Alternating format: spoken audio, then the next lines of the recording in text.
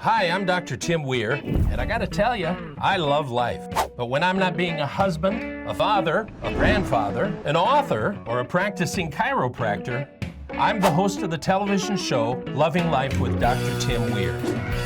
Join me and Elvis for the next 30 minutes as we help you discover how to love life.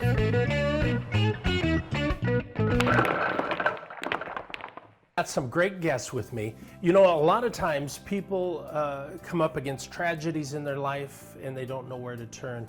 And I'm with Nikki and Jared Spear. You guys are awesome. Well, thanks. We think the same. Now, we've got a foundation called what? Redefined Courage. What is that?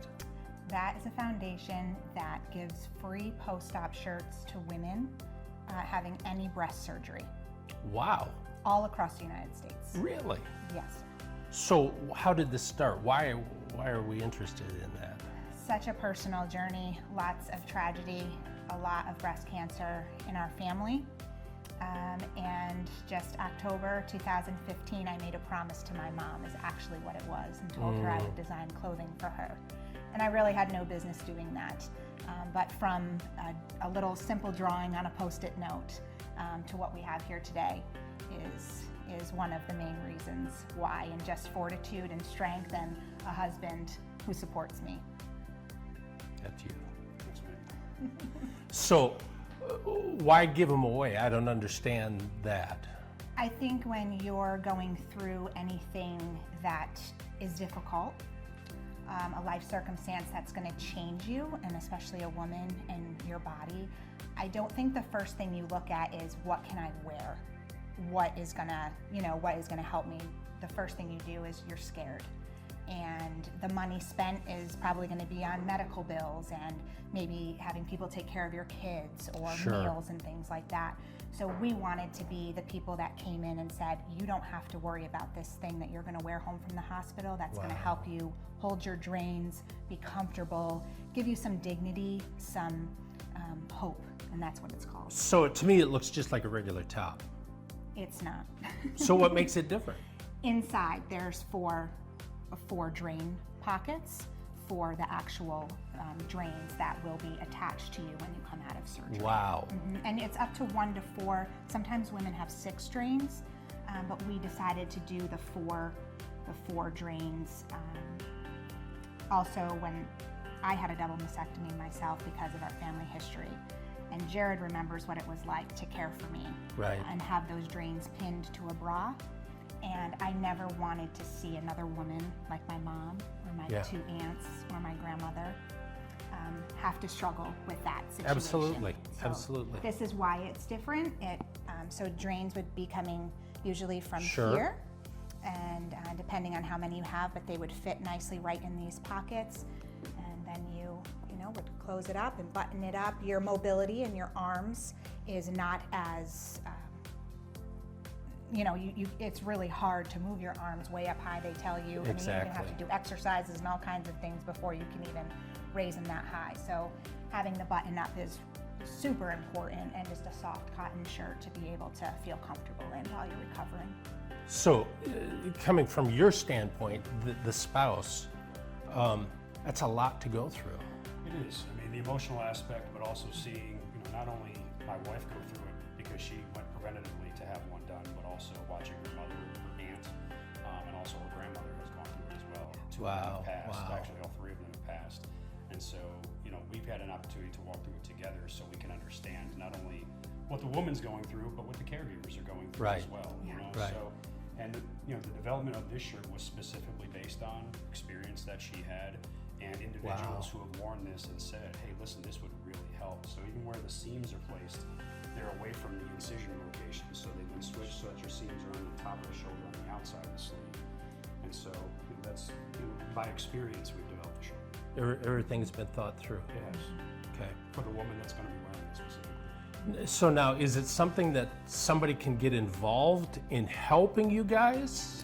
Oh, absolutely. I think that, we are so blessed by so many people already, but businesses especially, we love to connect with people where we can together form a partnership helping the business, but also, helping a foundation, giving back really, giving to someone that we don't want to have to pay for a shirt. So yes, definitely businesses, individuals, people that want to give to this particular cause that will help a woman. How awesome is that? Listen, it's all about finding, and even this, it's all about finding the little niches, those little things where there's a need, and fill that need. Yes, absolutely. So if you'd like to get involved with this, join them at this website and find out how you can make a change in somebody's life just like they're doing. Just partner up with them. You don't have to do your own thing. There's plenty of things that you can join up with and get involved with. Thank you so much for being with me. You guys are just so awesome. Thank you for having us. Thank you. Thank you. So, get up with them. Don't change the channel. We got more coming up.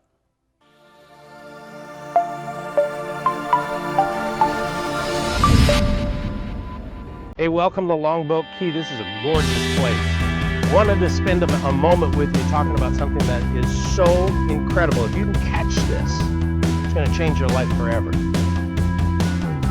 We're all hooked into what I call the spirit network. There's one spirit that runs everything, and it's in all of us. But we let this part of us, this human skin body thing, rule so much of the time. And then we miss out on so much of life. The cool thing is, the same spirit that's in me, that animates me, that some people call it universal spirit, some people call it, I call it God. It's that spirit that's in all of us. And the really cool thing about this is, if I make some goals, if I make some decisions in my life, intention, and I put that out into the universe, I want you to realize this, that down the street, across the world, there are other people who have some intentions, some goals that they're making too. This has happened to me several times. I've had an idea. Well, let me tell you what my idea was. I had the idea that at Christmas time, I'd always have to lift up the bottom boughs of the tree, get a pitcher of water and pour into that bottom thing down at the bottom of the Christmas tree. I had the idea, why don't I get like a garden hose or a hose that comes up with a funnel on it that would stick up like almost in the middle of the tree, that I could take my pitcher of water and pour right into that funnel. I thought, oh my God, have I got a moneymaker here. It wasn't 2 months later I was in the store, and there was that hose thing for a Christmas tree. Guess what? That spirit put out the idea, and it's looking for people who will just grab that idea and go for it. That's for that idea. But I want you to understand, if you put out the idea that I want to be, I don't know, a basketball player if you're a kid, you want to be an NBA star. There are other people across the world, across your state, who are also putting out the intention, I'm looking for this or that. Or if you have an idea for a book or a movie or whatever, there are people out there, might be from that house right over there, I don't know. They're putting out intention. It's really interesting. Last night, I got a call. We had to move our van because we're on an island. We had to move our van from a parking space, but he couldn't really tell us where to park. So we had to get in our boat, and you have to understand, after dark, we can't be out on that water with our pontoon boat that we had rented. So we had a short amount of time. I went over there, no parking place. And I said, I could have gotten all enturbulated and say, ooh, this is really scary. I don't think I'm going to make it back in time with the dark on the water. But instead, I put out, somebody's looking for us to be able to have a place to park. And I drove by a house, and a woman was at her house. And I said, I'm going to just go to her and ask her. I went up to her and I said, listen, we're in kind of a bind. Can you help us out? Her name was Karen. She said, I would love to. And so we were able to park our car, get back in the boat and get back here right on time. And you know why? Because here was a woman who probably in her quiet time said to the Spirit, said to God, use me today. Make me a vessel. Use me in helping somebody else. Why don't you do that in your quiet time? Not only do you put out, I want to do this, but put this out. Make me a vessel. Let me help others today. Find someone to bring to me that I can help, and then be ready to help. You're going to be amazed at all of the opportunities that have been there the whole time. You just haven't been open to it. Make today your day that you're going to share life, you're going to share spirit with someone else.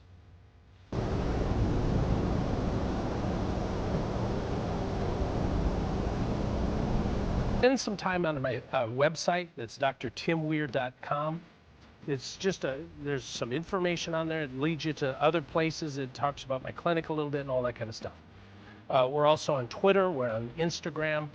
Go on Facebook, Loving Life with Dr. Weir. Look us up there. Get involved with your life. Get going. Get passionate once again. I'm telling you, life is too short not to be passionate about it. Listen, you got to blow the lid off this thing. You only get one chance. I don't want to die, all nice and beautiful. I want to die all beat up and scraped up. I just want to have a good time doing what I'm doing. And I hope you'll do that too. And until next week, keep loving life. I'll see you next week.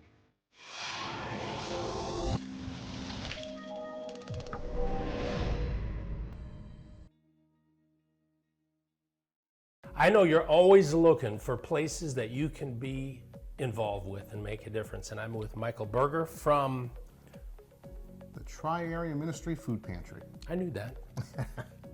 You guys are in Wake Forest. Yes, we are in downtown Wake Forest on East Holding, just across the street from the post office. So what's the focus of the ministry? So we're a food pantry, and we are the type of food pantry that does groceries. So our clients can come to us once a month, and they get about 50 pounds or so of food. And so that's a mix of non-perishables like the canned goods that we have here. They also get fresh vegetables, bread, frozen meat. And this year we've begun doing things like feminine hygiene products and diapers. And so each client comes in. As I mentioned, they're only allowed to come once a month, and they're provided with all of that stuff. We even help them to carry it out to the car. So I'm having a little trouble with 50 pounds of food. Right. What would that be? What would that entail? Well, so we estimate that it's about 3 or 4 days worth of food. Okay. So unfortunately, it's not enough For a month. For a month. It's just Right. going to be, to supplement what you already have. And so that's about 20 cans, a couple loaves of bread, usually 3 or 4 packages of meat, and whatever kind of fresh vegetables we might have. We've partnered with the local community gardens. There's a couple churches in the area that grow vegetables over the summer, and then they donate most of that to us. One of them even has chickens, so we get some eggs. How cool is that? Yeah, so we have a lot of fresh vegetables. Right now we're in the middle of sweet potato season, so Yeah. we've got lots and lots of sweet potatoes. And each person goes home with a 10-pound bag of sweet potatoes until we run out. And those are really good for you, by the way. They're not only good for you, but they're good. delicious. Yes. We even had an opportunity to go and pick some. Oh, cool. So that was, we sort of saw the whole thing in a cycle from pulling them out of the ground to providing them to our hungry So families. how did you get involved with this? Well, I was at the post office one day, and you can actually see the food pantry diagonally across the street. And I saw this long line of people, and I thought, I've been down this road a dozen times, many more than that. What is that? What's it all about? So I investigated, and it turns out it's the local food pantry. Now, I live in Wake Forest. You live in Wake Forest. You look around, it doesn't seem like there should be very many hungry people here. Right. But yet, there was an enormous need. And frankly, that inspired me. I said, I can give back to the community. I have some time that I can devote. and my volunteerism was born. Wow. Yeah. Wow. So, I mean, if you can imagine this, you go to the grocery store, let's say you get 5 extra cans, 5 of these. Mm-hmm. Even that little bit is enough to help somebody. Absolutely every little bit helps. So we get our food that we hand out in a couple different ways. We are a distribution agency for the food bank of Central and Eastern North Carolina. Yeah. And so they have a large corporate presence. And when you go, for example, to the state fair and they have that big can drive, that's them. And we're a distribution agency for them. Okay. So we get food from them that we in turn distribute. So they're wholesale, we're retail, basically. Yeah. And so we get some percentage of our food from there, but 65, close to 70% of the food that we distribute comes from people in the community. Businesses, churches, and individuals who just come in, just like you said, they picked up an extra few things and they drop them off. So that's how we do it. What an easy way to make a difference in somebody's life. It is. And so we don't require, so there's a lot of food pantries that have certain requirements that you need to meet in order to be eligible. Sure. And so our requirement is that you have to live in Wake County. There's no other requirement. If you need the help, you just come, you show us that you live in Wake County, and we can provide you with food. Wow. And so we don't want to hold up any sort of artificial barriers, and if you're hungry, come see us. And we're seeing right now between 750 and 800 families a month. Wow. So it's a sizable number. Interestingly, probably 70% or 65% of those people live in Wake Forest. They have a Wake Forest address. Wow. So there certainly is a need in the community, and we're doing our best to meet that need. Yeah, and you got to be careful that you don't prejudge people and say, well, they don't need it. They probably do. Well, that's one of the things that struck me. So, because in your mind, you think about the people that stereotypically would go to a food pantry. You expect them to be homeless. You expect them to be down on their luck. Right. What I saw in that line was an awful lot of people that looked like my neighbors. If you want to help, go to the website, check it out. I'm telling you, step out, help those around you. Thank you, Michael, for being with me. You're awesome. Thank you. Don't change the channel. We got more coming up.